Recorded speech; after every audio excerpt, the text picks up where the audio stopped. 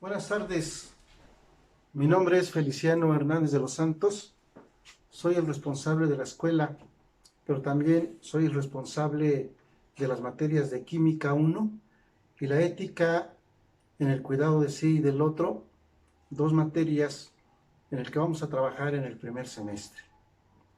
En la semana de inducción vamos a repasar uno o dos temas de química, temas que vieron en secundaria y que son de lo más sencillo, pero también de lo más básico. Bien,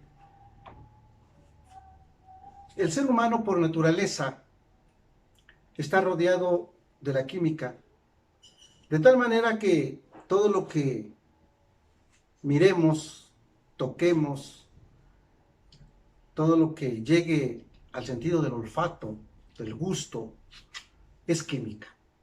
Y ustedes se preguntarán hasta dónde es posible. Y yo les digo que sí. Por ejemplo, el aire con el que estamos en contacto, el aire que respiramos y que contiene oxígeno, eso es una mezcla.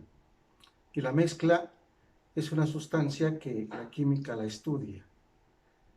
Todo lo que podemos nosotros tocar, estos lentes, es química. La tela de las diferentes prendas es química, ya sea sintética o de algodón, es química. El agua es un compuesto y es química. Una mesa, un árbol, es química porque a fin de cuentas está formado por células y las células a su vez están formadas por compuestos y elementos. Todo lo que tocamos, incluyendo este frasco, que es de plástico, es química. Este frasco de cristal está hecho de arcilla. A altas temperaturas se derrite y se forma el vidrio.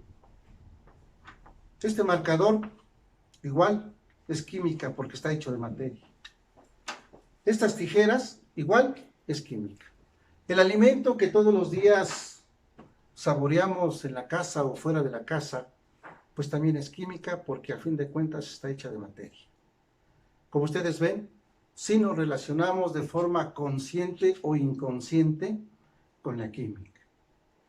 Pero vamos más adentro, ¿qué es materia? Desde el siglo VI a.C., dos eminentes científicos de esa época, Leucipo y Demócrito, estudiaron la materia y llegaron a definirla como todo aquello que está formado por partículas muy pequeñas, a lo que le dieron el nombre de átomo. Y para ellos el átomo es la partícula más pequeña en la que se puede dividir la materia. Bien, vamos a ver cómo se clasifica la materia. En términos generales, la materia se clasifica de la siguiente manera. En sustancias puras, de la que considera los elementos y los compuestos. Y en mezclas, las mezclas hay de dos tipos, homogéneas y heterogéneas. Vamos a ver primero qué son las sustancias puras, específicamente los elementos y los compuestos. Los elementos son aquellos que están formados por un determinado número de átomos iguales, y son aquellos los que están en la tabla periódica. Un elemento, luego entonces, puede ser el hidrógeno, el helio, puede ser el sodio, el potasio, el cloro, el manganeso.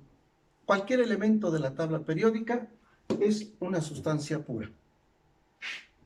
Compuestos. Los compuestos se forman por la unión química de dos o más elementos distintos o iguales. Por ejemplo, el cloruro de sodio es un compuesto formado por dos elementos químicos, el sodio y el cloro, en proporciones bien definidas.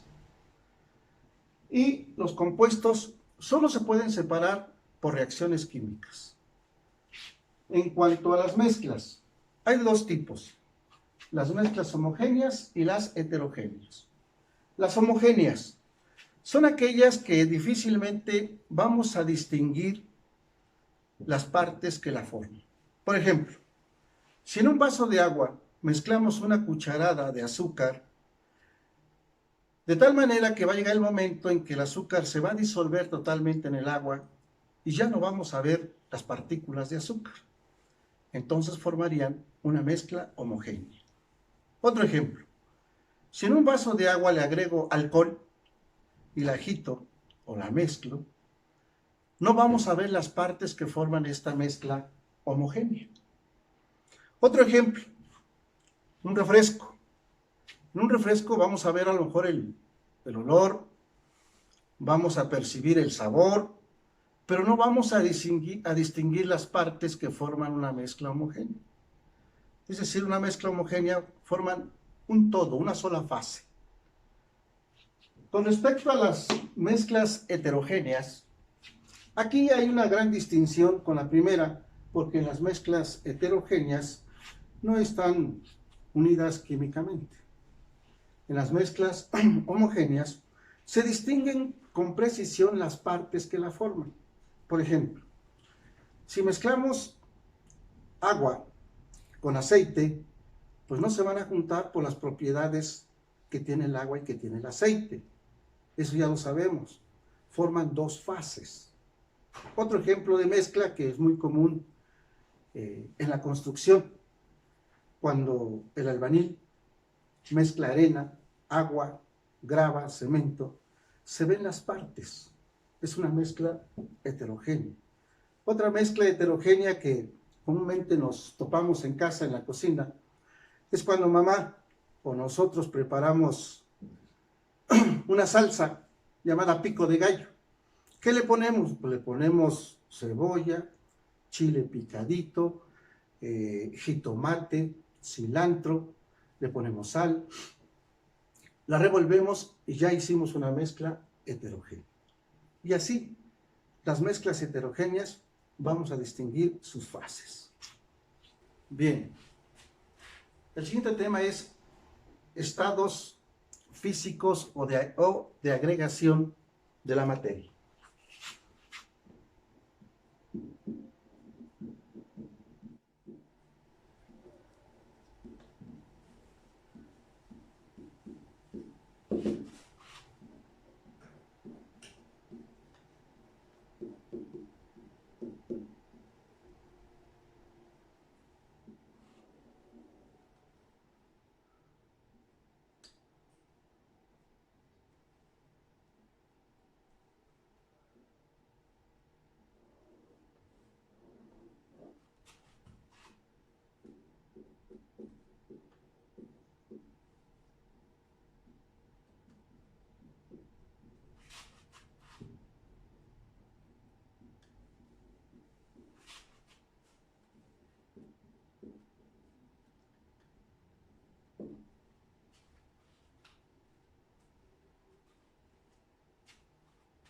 Siguiente tema, estados de agregación de la materia.